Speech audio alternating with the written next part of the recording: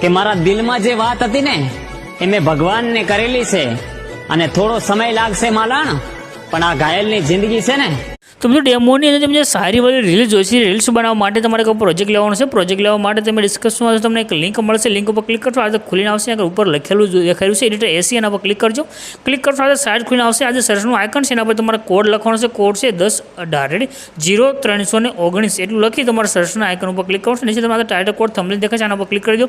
Click કર્યા પછી ખુલશે અને ઉપર તરફ કરી નીચે તમને એક પોસ્ટ જોવા મળે, લખ્યું છે ફૂલ પ્રોજેક્ટ, એના પર ક્લિક કરવાનું છે. ક્લિક કરશો આજનો પ્રોજેક્ટ તમારી પાસે એડ થઈને આવે છે. રેડી, પ્રોજેક્ટની ઉપરની તરફ કરી તમારે નીચે જવાનું છે. અહીંયા આગળ તમને જો આજે સારી રીલ્સ પ્રમાણે અલગ અલગ ફોટાની ઇફેક્ટ આવી રહી છે.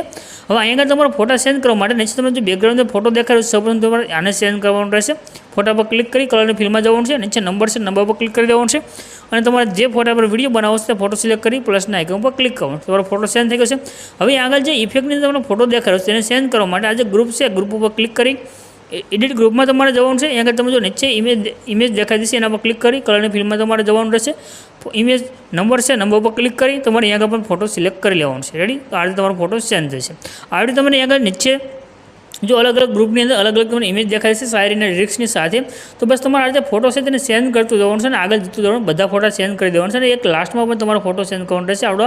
આટલા ફોટા સેન્ડ કરશો તમારો વિડીયો બની અને કમ્પ્લીટ થશે. ઉપર શેરનું આઇકન છે એના પર ક્લિક કરી એક્સપોર્ટના બટન પર ક્લિક કરશો એટલે તમારી રીલ્સ છે તે સેવ થઈને આવી જશે.